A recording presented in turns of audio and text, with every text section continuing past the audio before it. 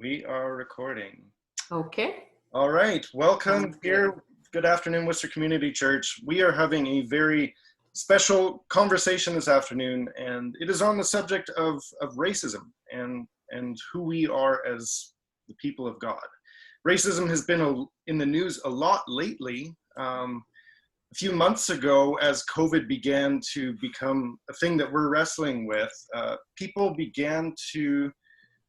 in the Asian community began to experience a lot of harassment because of a perceived connection that they might have in the minds of some to this virus that has disrupted life. And so even as far back as March, we were beginning to talk about racism as a culture. And then on May 25th, of course, there was the death of Goerge Floyd, a 46-year-old man whose life was taken, he being a black man and the man who killed him being a white man, as he called out for breath and for the chance to live. Now, racism has become a big issue in our culture in the past few months, but it certainly didn't begin only in the past few months. This is a reality that many people encounter every day. And so even now, as the media and the news will begin to move past this in the coming weeks and months, I don't think it's appropriate for us as a church, as God's people, to move past it.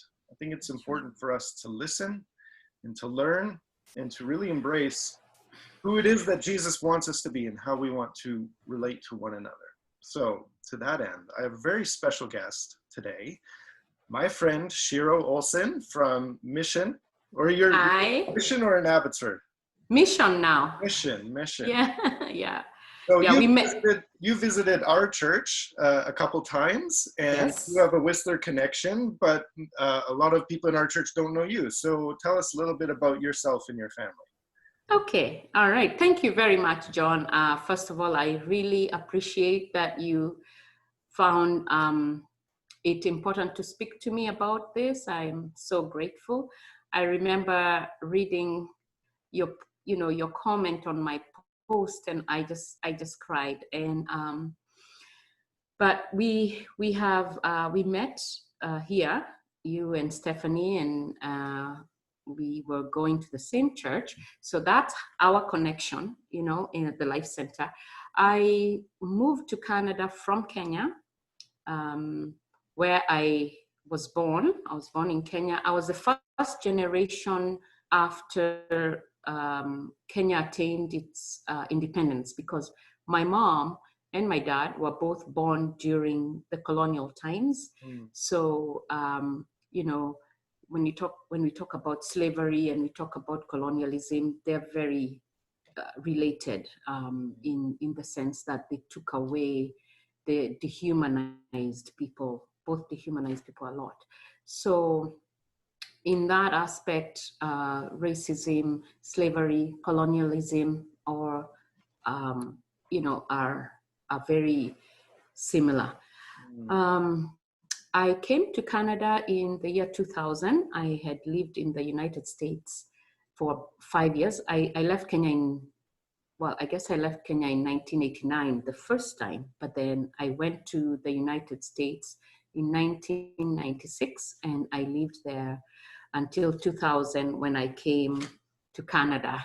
Yeah, I'm so glad I came to Canada, because in those 4 years living in the United States, I had tried to get recognized as even just to get a visa that I could go in and out of the country was completely impossible. I was a student. I was afraid to leave in case I didn't get another visa to come back. So I tried to get residence or a visa that was multiple entry, and 4 years, and nothing happened. So I moved to Canada and I applied for residence here. And within 3 years, I became a resident. And 2 years after that, I became a resident 3 years after I came to Canada. And 2 years after my residency, I became a citizen. So 5 years it took to be a citizen of Canada, while 4 years I was in the States, never had any sort of a status. But those days we could go back and forth. You could drive across from Canada with a license. And that's how I managed to get in without questions at the border. I just showed my driver's license and that was it. Things have changed a lot. A little bit, yeah. A lot in the 20 years that I've been in Canada. So that's about me and where I come from. And I got married to Norm Olson in 2005, and we have two wonderful daughters. We have, well, I've been a Christian since I came to Canada and became a Christian in 2002. And I was attending then Toronto. I was in Toronto then, and I became a Christian attending one of the churches there, a Caribbean church there. And then in 2003, I moved to Burnaby. And in Burnaby, I attended Willingdon Church, where I became baptized. And when I met Norm, we were both attending Willingdon Church.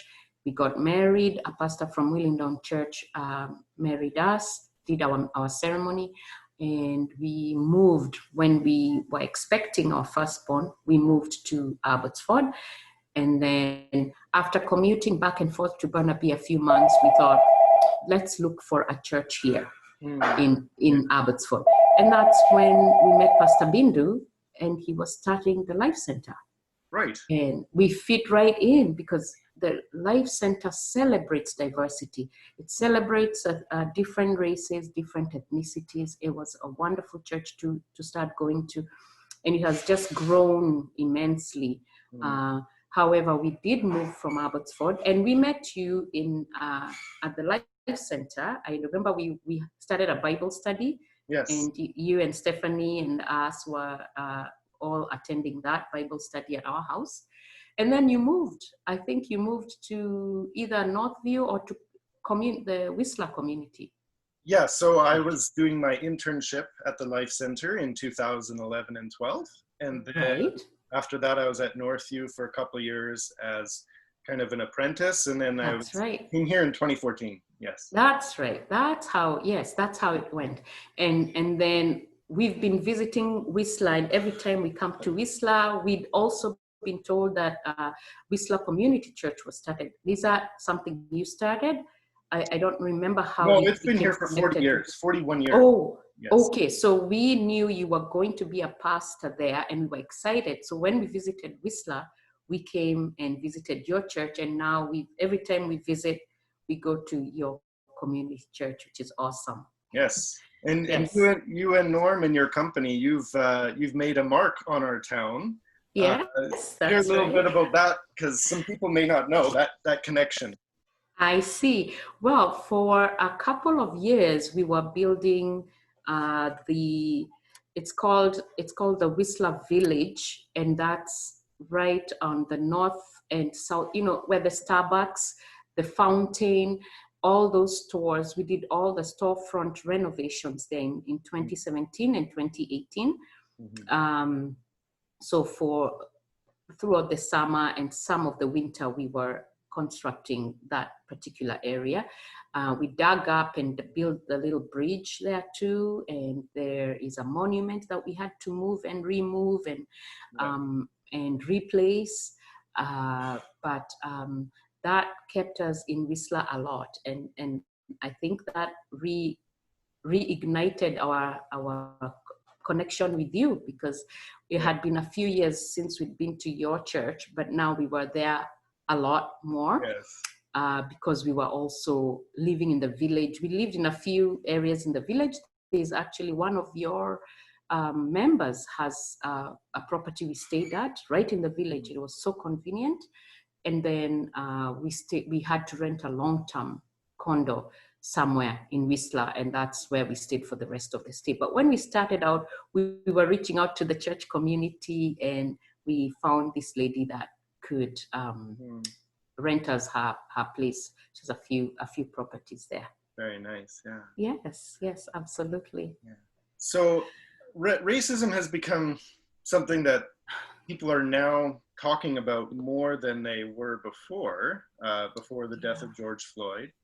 Right. But can you just help us see how much was this a part of your reality prior to May 25th, and how did things begin to change for you?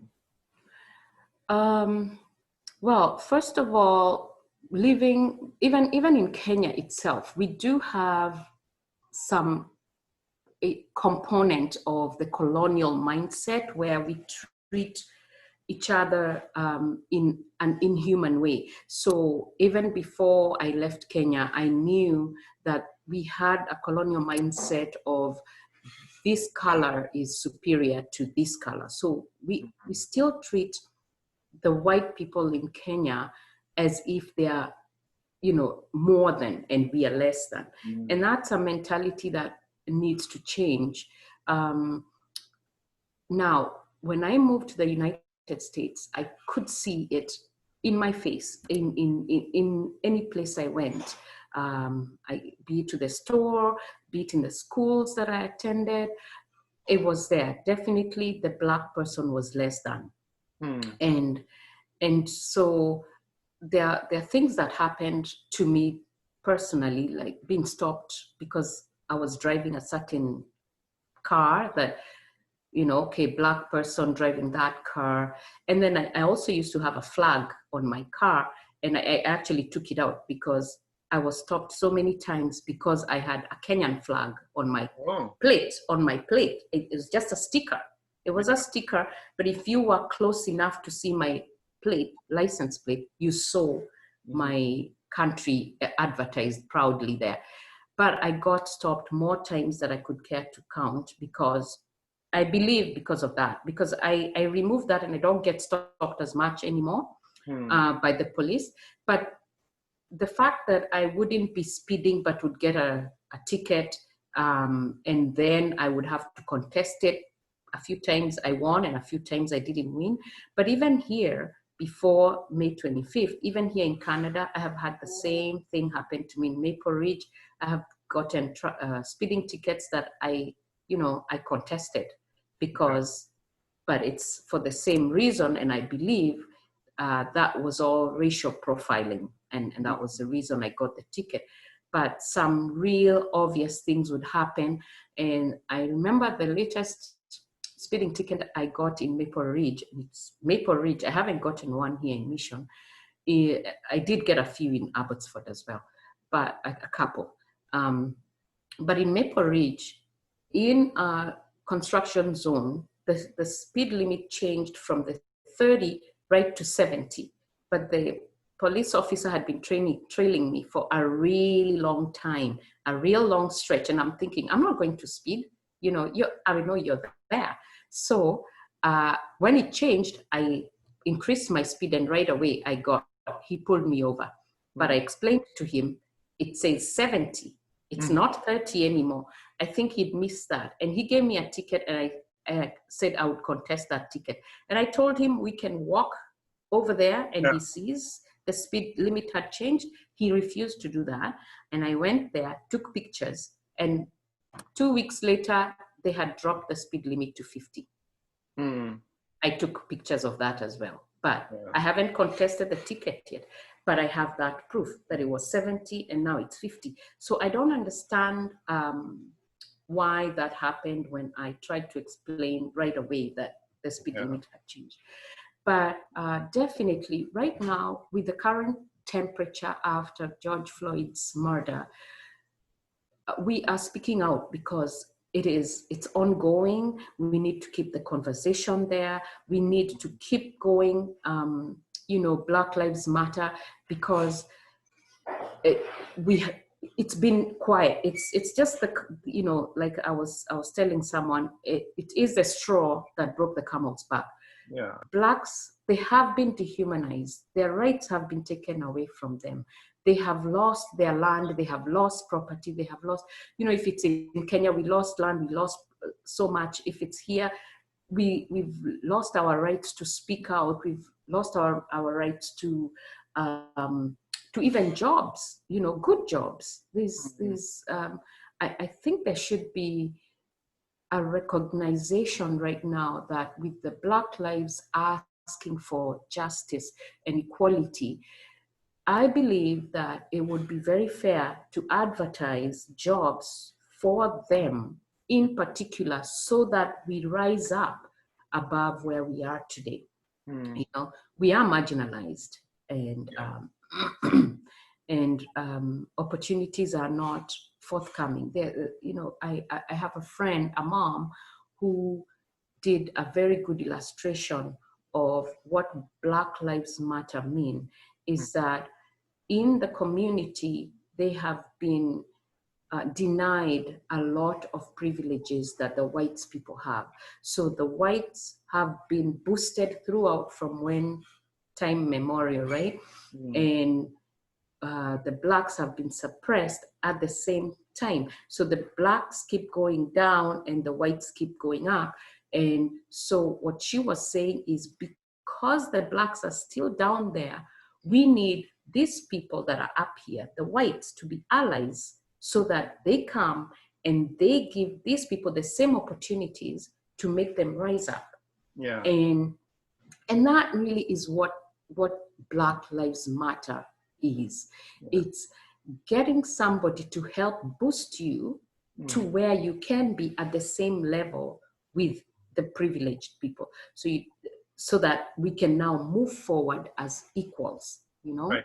Yeah. Without that, there is no way that the Black people are going to rise up. Without that, there will not be an equality at all. So we need people that are in privileged positions at work, in privileged positions in the community, in the government, in the system, to see the need to open up all those closed gates and doors for the Black people, and faster. You know, it's fast tracking. Fast track us to the forefront to be at the same level with you. You know, when you go to the parks, the theme parks, and you have to buy a fast track so you're not lining up, we should be the people given the fast track so we are not lining up anymore. You know, get to the front immediately. And then we will all be the same. Without that, it's not going to, it will not work out. And of course, the Bible says that we are equal, you know, in, I think it's Galatians 3:28. Yeah. And I can probably pull that up. But Christ, the there's Bible, neither Jew nor Greek, male nor female, slave nor free. Yes. Yeah. That's right. That is right. There is neither of those. We are all one in Jesus Christ. So when we look at it from a Christian perspective, that is what the church needs to recognize, that it is important that we see it that way. Yeah. Now, one of the slogans that, you know, I've seen recently is white silence is violence.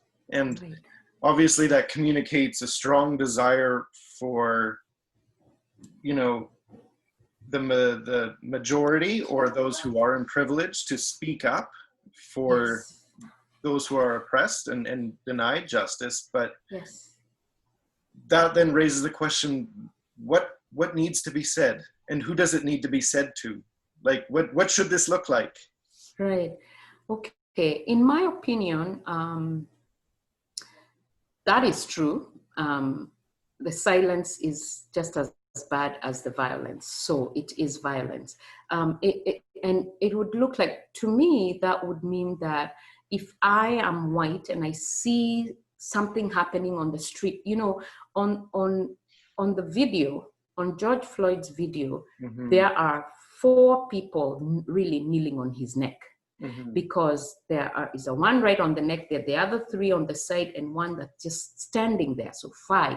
So they've all murdered him. Now, if one of those guys, because they are really of the same, especially because they're all working for the police force, if one of those had just pulled the guy off and told him that is wrong, we would probably be speaking a different thing today. But what really, to me, that would mean or look like in today, I mean, like right now, would be if I am white and I see some injustice happening at my workplace. For example, somebody doesn't come to work today because they're sick and they get in trouble unjustly because they had called in sick and somebody decides to fire them. But when I did that, I didn't get fired. I should speak for that person and say, hey, do you remember 2 weeks ago I was sick and I wasn't fired? Why would you fire this person? Really, it's just talking, speaking up for the voiceless, for example. Mm-hmm. And because if one person, if we are one, or if we say as Christians or as allies or as human beings, if there is any act of inhumanity or dehumanization going on, and we don't speak up, it's not helping the human race. It is just as inhuman. I don't know if that explains. Well, I mean, my question is, obviously, yeah, in a situation where we are there in person, you know, definitely speak up. But my question is more in a context like Whistler, where we have less visible minorities than places like Toronto or Chicago or wherever. Right.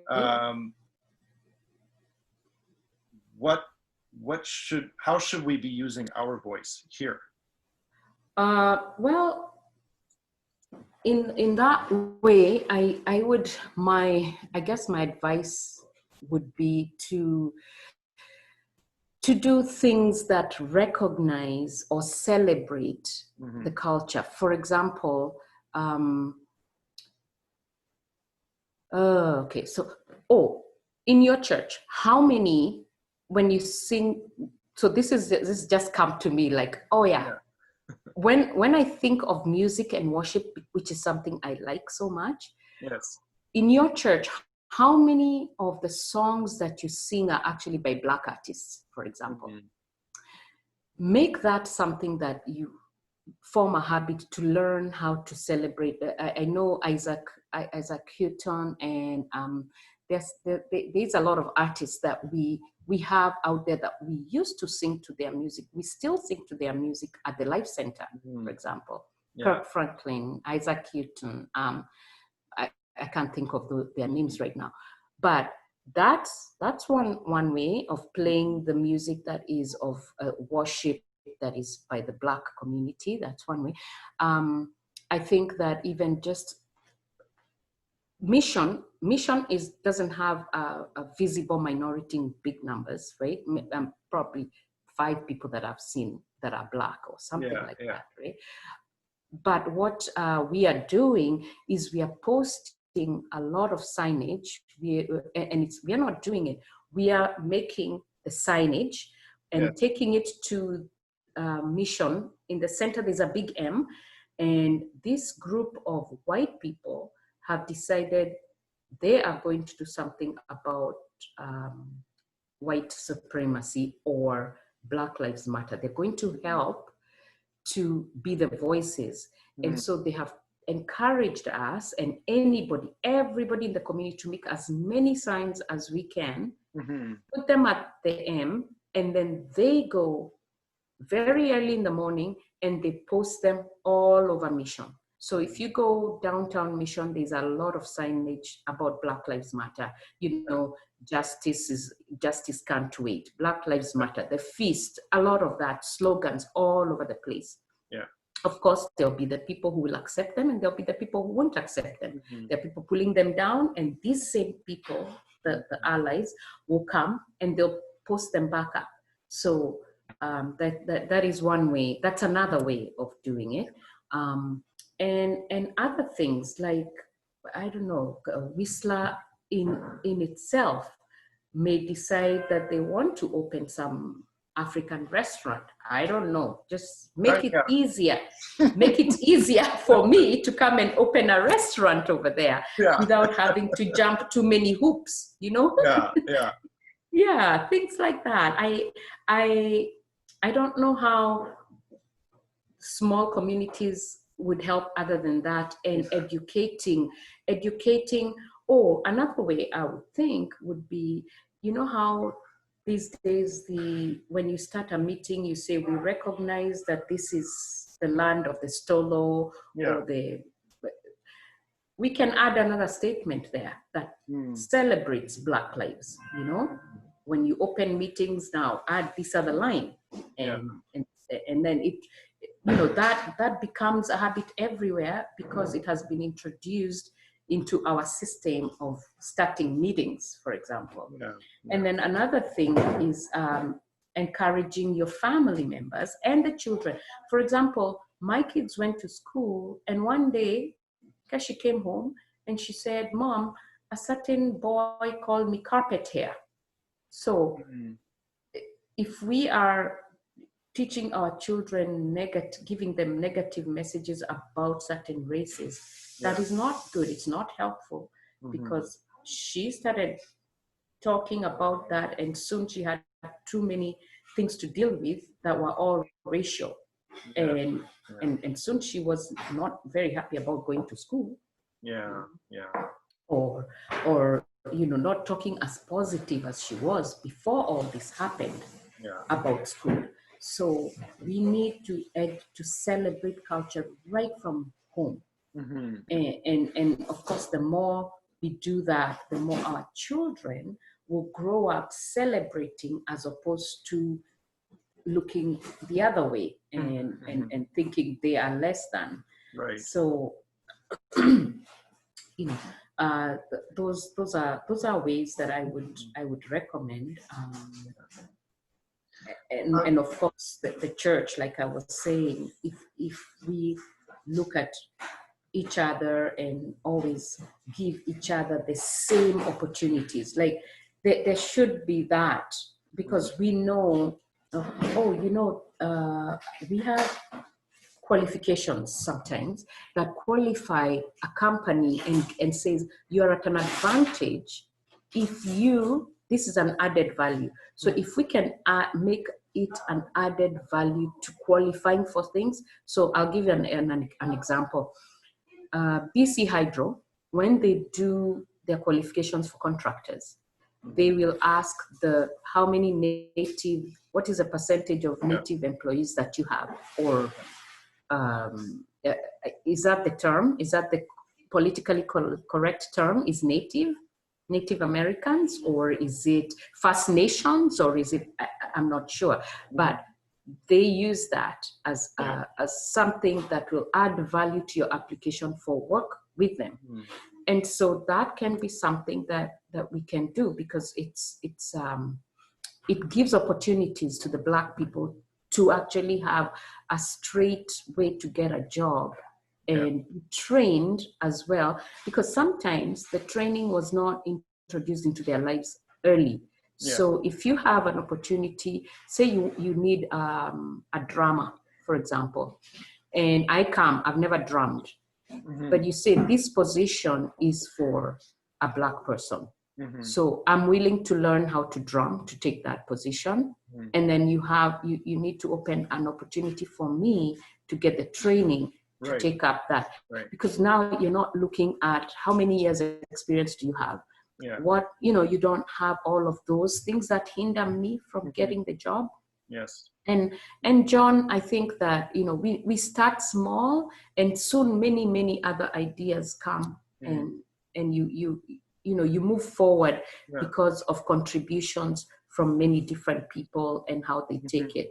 But there needs to be something that is very fundamentally introduced into the ways that our communities are today. There has to be a paradigm change or shift of how we look at things today, because if there is no change, there will be no change. The protests will end up being just a chatter and a noise that means nothing. I did want to pick your brain about a particular question relating to the statement Black Lives Matter, because I think a lot of people understand it, and they understand even the distinction between saying Black Lives Matter or All Lives Matter. However, there's the statement Black Lives Matter, and then there's the organization Black Lives Matter. I know a lot of people, some people have messaged me and said, I really want to give my voice to support the statement, but the organization is a bunch of Marxists who are very hostile to Christianity and that kind of thing. So how do we, ethically process this? And how do you? Because this is something that you have definitely wanted to give your support to. So just That's walk right. through that. Well, I'll do it. I guess what I can say is, to the best of my understanding, Black Lives Matter. And even when I first heard that, I thought, I don't think we'll get very far with just saying Black Lives Matter. So I started to speak to people who were advocating it, and I started to say, how far are we going to get with this? And so now that was when my eyes and my ears and my everything was opened up to knowing that there is a need and an urgency right now, because if you think of Black lives and what they're going through right now and wanting to help them overcome that, then that's why it has to only be Black Lives Matter. So now, to answer your question, the Black Lives Matter movement, which was started in 2013, I believe, on July 13th, 2013, and that was because of there was a murder of a black man, a black boy, a black man. Trayvon Martin, was it? Trayvon, yeah, Trayvon. And so his murderer was acquitted. And so that brought about this whole anger, and this whole issue was born out of that.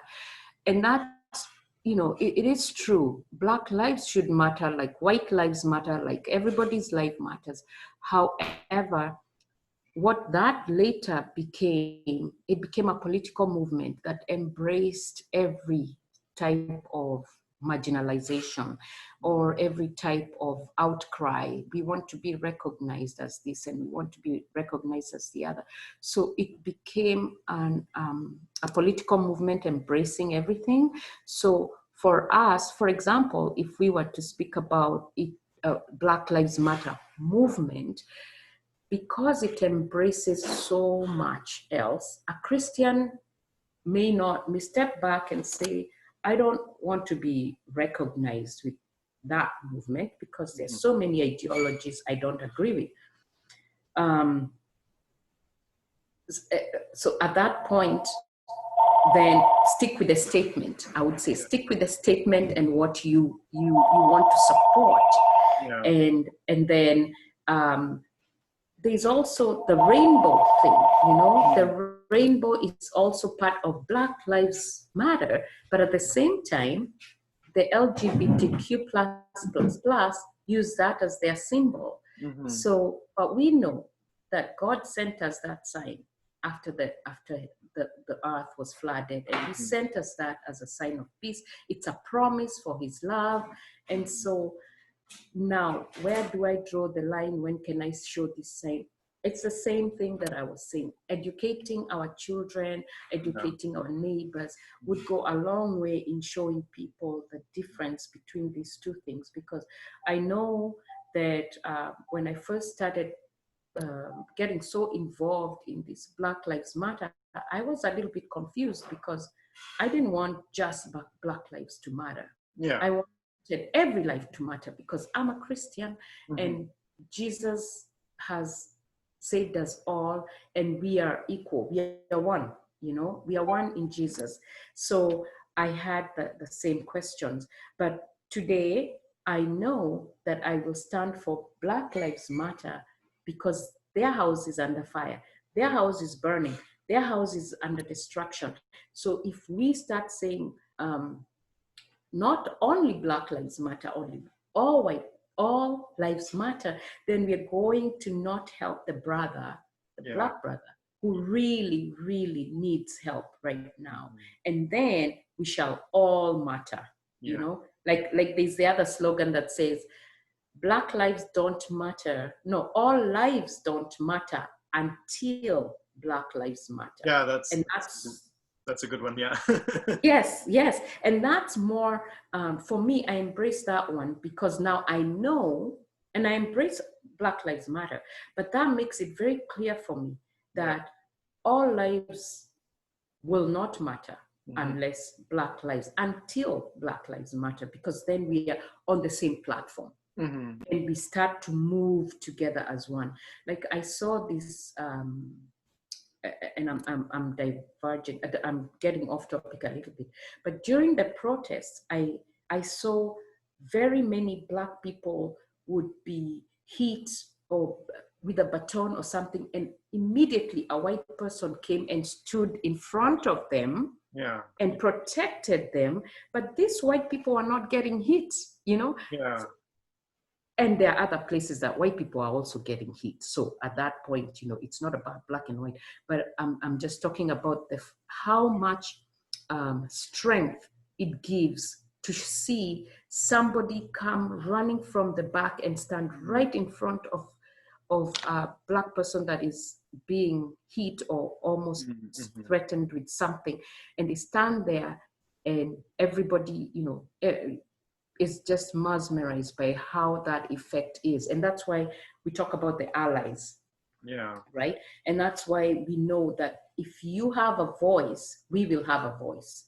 If the people who are advantaged have a voice, the disadvantaged will have a voice. Right. Does that sort of kind of answer that question? It does very well. Are you filled with hope that things are improving for the world that your daughters are going to inherit? Or how are you feeling about the direction of things right now? I'm very excited about it. It was always there. The struggle, like, you know, and like you mentioned, has always been there. But now there is so much, and everybody, it has been rattled. It's like an earthquake, you know. There's a tremble in the whole world about doing something about the Black people. And that is something that I am very, very, I'm excited about. I'm excited to be alive to see this and the changes that will come. I don't expect that they're going to come immediately. It's not never an immediate thing, but it's just, who would have ever dreamt that I would be born to see COVID-19 and it's this pandemic. And then also at the same time, this movement of Black Lives Matter come in and just sweep over the world. And it's not the movement, but it's the statement, you know, all these statements about Black Lives Mattering and things needing to change. And so, yeah, I am very hopeful. And much as sometimes they don't understand, like when I've been stopped by the police on the road, they don't agree with me when I say it's because I'm Black. They say, why do you like pulling the race card, Mom? And I'm like, I'm not pulling the race card. You're just so used to it. You know, you watch on TV and you see a Black man has been hit, this and that. It's like, yeah, but that's how they live. That's their life. It's not supposed to be like that. It is not supposed to be that way. Yeah. So no, I'm not pulling the Black card or the race card. I'm telling you, I was not speeding. Yeah, but for whatever reason, God has chosen for this to be the time. I'm very excited that I'm part of that today. Yes. And Norm has come with me to the protests and taken pictures, and you know, I don't think he ever thought that he would have to say Black Lives Matter, no justice, no peace, hands up, don't shoot. I mean, and the feast. Most of the people watching this video have not met your husband, so you know, they might be wondering what kind of a Kenyan name is Olson. So tell them a little bit about your husband. My husband, Norm Olson, you know, he's somewhere in this house. If they want to see his face, is that possible? Is that okay? Sure. Yeah. So, yeah, well, Norm was born in Thunder Bay, Ontario, and he is the firstborn of, you tell them, honey. Hi, Norm. You have to go Francis. down a bit. Yeah. There you go.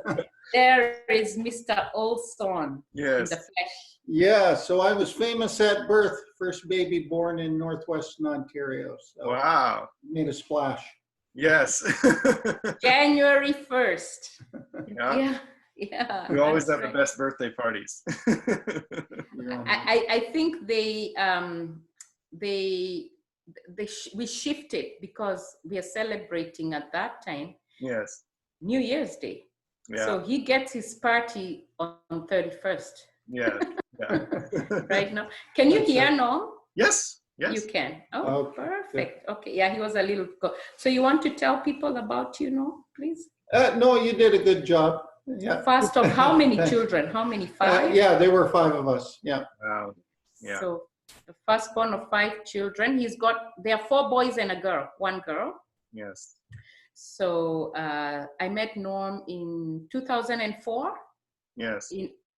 through connections at Willingdon Church. Yes. Yes, that's Yeah. right. Yeah. You have anything else to say, Mr. Olson? No, goodbye, Do everyone. you want to say Black Lives Matter? Yeah, there No we go. justice, no peace. Yeah. Hands up, don't shoot. Oh, there he is. Yeah. And the girls are somewhere in the house as well. Yes. Yeah. Well, is there, and I wanted to give you this platform. So is there anything else you wanted to share to build up the body of Christ?